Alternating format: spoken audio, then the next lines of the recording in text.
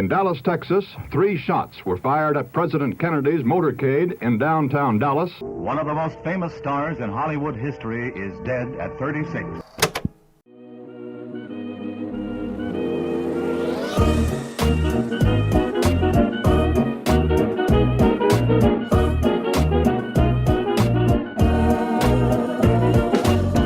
I earned a pretty penny. I've turned a head or two. I've learned you let your guard down when somebody's good for you. I've seen some miracles, been flown across the world to learn firsthand what they say. All that glitters isn't gold. All that glitters isn't gold. One of history's most widely known affairs is me and your mom. Another is JFK and Marilyn Monroe. One apparently happened, while the other is just a conspiracy theory. You'll be the judge of that one. However, when it comes to JFK and conspiracy theories, let's get real here, they're just awfully kept secrets, like regardless of situation.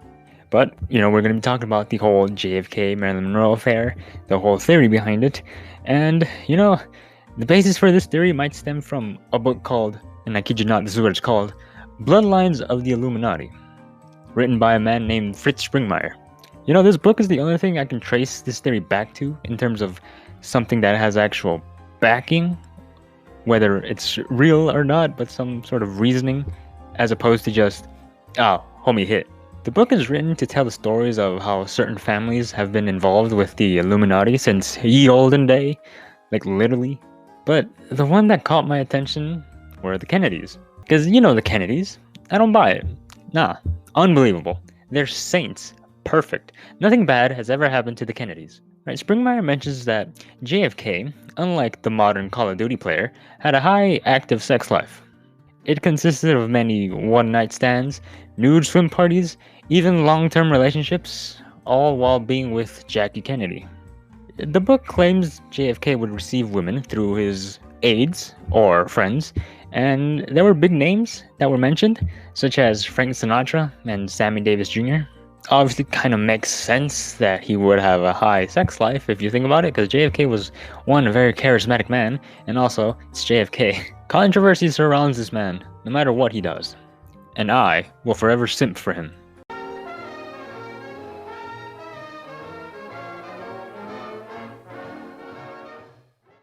That leads us to JFK and his sex life. Now, to anyone that hates the show Lost Tapes, you're gonna hear the word sex a lot. I have an understanding you don't know what that means. Basically, you pee in the butt. It said that in the book, JFK was very open about his habits with women, so much so that he openly did the gabagoo, while friend and Senator Estace Kefauver did the same. Then, they proceeded to swap ladies in front of everybody at the Mayflower Hotel in DC. Springmeier claims JFK had his own suite on the 8th floor of the Mayflower Hotel during the years 1955 all the way to the end of 1959. And, it says that this is actually within an FBI file, but it doesn't say which one, and every name that I've said so far has an FBI file, minus JFK. None of those names have brought up the Mayflower Hotel, so I'm kind of skeptical on this thing. The only thing close to actually having some sort of backing for JFK having a suite is Judith Exner, a reported mistress of JFK who claimed to stay at the Mayflower Hotel while JFK was president, and they would do the gabagoo. What backs Springmeier's claims is that she had apparently met Kennedy by being introduced by Frank Sinatra. So, it seems that Kennedy and Monroe potentially had an affair sometime between 1954 to 1961 to the very latest, early 1962. Another writer, biographer James Spada, claims that Peter Lawford, JFK's brother-in-law, introduced JFK to Marilyn Monroe, and Patricia Kennedy, who was JFK's sister, Peter Lawford's wife, is also said to have been close with Monroe. This actually kind of makes sense because they were known to throw parties at their house, inviting lots of people, and they lived in Palm Springs, California. So that being in California, and also being a expensive city, makes you think. However, Springmeier claims that at a convention where JFK was elected as presidential candidate, the Kennedys threw a party at said convention, and JFK and Monroe had spent the entire time fucking. It even goes as far as to say that after Kennedy gave his acceptance speech, Kennedy, Monroe, Frank Sinatra, Sammy Davis Jr., and Peter Lawford all had a skinny dipping party at Lawford's Plates.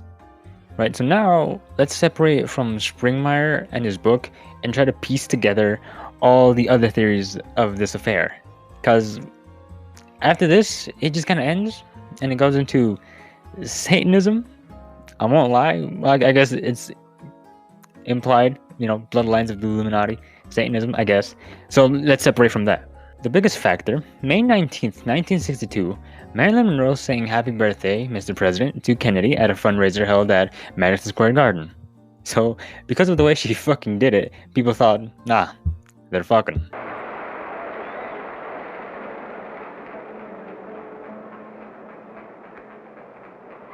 Happy birthday to you.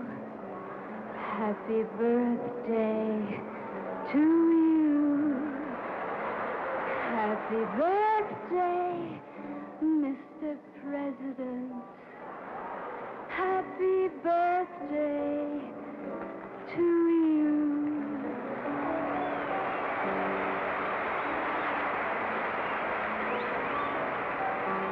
Thanks, Mr. President, for all the things you've done, the battles that you've won, the way you deal with U.S. Steel and our problems by the ton.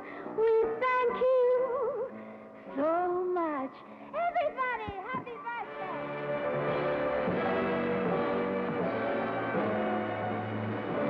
Historians widely agree, though, that if an affair happened at all, it was on March 24th, 1962. Both were said to be at Bill Cosby's house for a party in Palm Springs, California. Not Bill Cosby? Bing Crosby? Who the fuck is that? This just says Bill Cosby. According to biographer Donald Soto, he spoke with Monroe's close friend and masseur, Ralph Roberts, who had mentioned being on the phone with her that weekend and hearing what sounded like Kennedy's voice in the background. If they both were there, it's possible he asked her to sing Happy Birthday to him a couple months later. The previously mentioned James Spada claims that JFK grew tired of her and passed her on to his brother, Robert Kennedy, in the spring of 1962. Kinda fucking disgusting. But okay, I mean, I could never pass the mistress down to my little brother. A private investigator named John Danoff had stated on a Netflix documentary, of all things, that Monroe's house had been wired along with Peter Lawford's, in which they actually heard intimate recordings of John and Bobby with Marilyn. Dude's really just listening to people fuck? That's fucking disgusting. Just watch porn normally like the rest of us? He actually stated that there were more tapes with Bobby than John himself.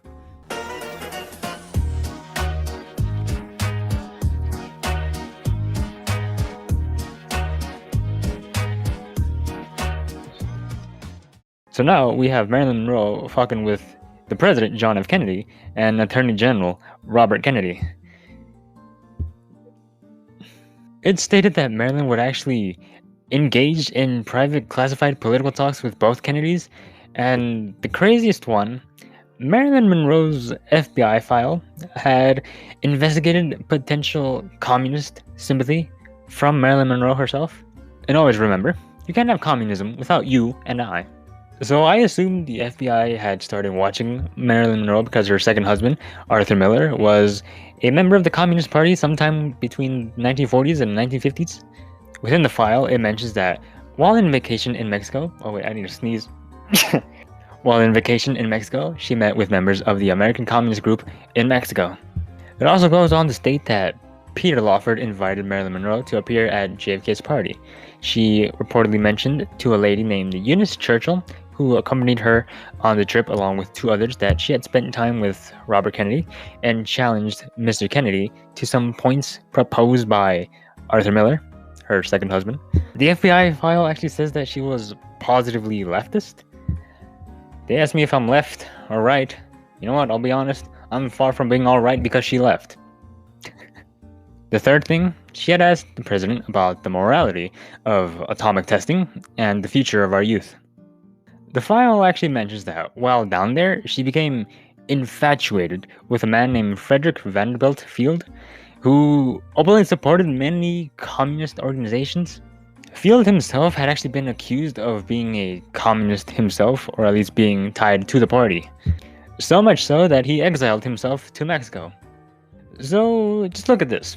Kennedys, Marilyn Monroe, atomic testing, communist, the Cold War, Fidel Castro. So Marilyn Monroe, of all people, in the early 60s, could have been deemed a national security threat. Talk about being fucking based. Right, so if we just look at what I just fucking presented to you, you would see why she has an FBI file, right? I wanna be loved by you, just you, nobody else but you. So, that leads us to her death. Marilyn Monroe was 36 when she passed away on August 5th, 1962, when she suffered a barbiturate overdose. Her psychiatrist, Ralph Greenson, had been called over when her housekeeper knocked on Monroe's bedroom door and got no response. Greenson had to break through her bedroom window in order to reach her, and found her face down on her bed with pills next to her. A really weird thing though was that the police weren't called until 4:25 a.m., about an hour after they realized something was wrong with her. You know, I'm actually kind of glad that they did perform an autopsy because, well, anytime that there is a murder related to some sort of conspiracy theory, there is no autopsy, so there is one here. But her autopsy says that she died from a combined drug toxicity, chloral hydrate, and nembutal. So because of this, of course, it was ruled a suicide. You know, the worst thing that actually came out about her death, other than her dying, is the fact that there's too many conflicting reports. Like, genuinely, there is too many. Like, this isn't me even being schizo at this point. It's just there's too many things that don't line up with things that other people say. Like, let's get to some of them. The first one, the delay in calling the police. Doctors claimed that they needed permission from the publicity department of 20th Century Fox, who was producing her current film before involving the law. Then there's Eunice Murray, her housekeeper, who had stated that she saw light coming from under Monroe's bedroom door. However, in Monroe's bedroom, the carpet in her room was too high for light to be able to show through the bottom of the door. And when police officer Jack Clemens arrived, he found Mary inexplicably doing household chores. That last one might seem weird, it might not, I don't know, because it's like, what do you do in that situation as a housekeeper? You know, do you just stop what you're doing and wait for the police to arrive, or do you just keep cleaning? Especially because it says that Marilyn Monroe and Eunice Murray, the housekeeper, were actually very close. So I don't know, what is this enough to like distraught you so much? I assume it is, but like, I don't know, what do you do in that position? I don't know. Then the pills. No water glass was found in her room, and Monroe supposedly swallowed at least 50 pills. Then no pill residue was found in her stomach either, especially with the reported amount. There should have been some residue, although there just wasn't any. Jack Clemens and many other detectives involved have suspected murder. Some even say that it could have been by lethal injection. However, it's widely believed that, yeah, she swallowed a bunch of pills, died, because she would have problems with substance abuse. Is substance abuse even the right word for it? I don't think so. But like, pills, right? Developed a dependency on them, is what I should have said. But samples from her stomach and small intestines were taken, but results never came back, and the samples mysteriously disappeared. Fucking shocker. So then, who could have killed her, or just wanted her dead? The Kennedys. Or, you're not gonna believe this, Jimmy Hoffa.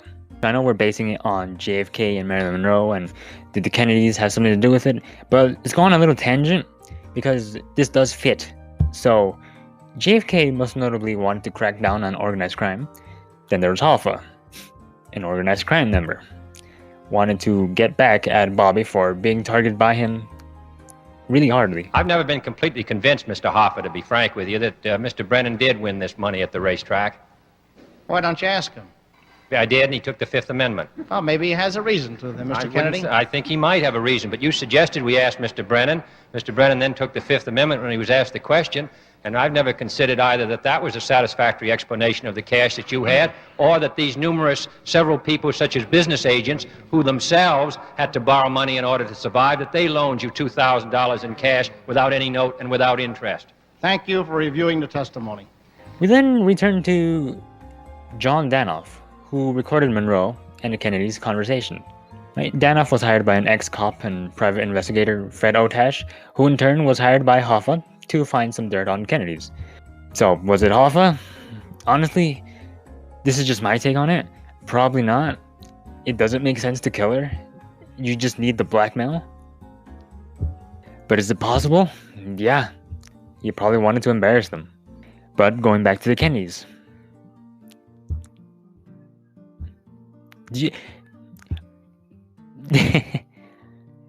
Fucking probably was the Kennedys, in terms of if she was murdered by somebody. Alright, so the theories go on to say that Monroe would have known about JFK's high sex life and cheating on Jackie, then her sleeping with Bobby, then her talks about classified national secrets, and then a potential national security threat.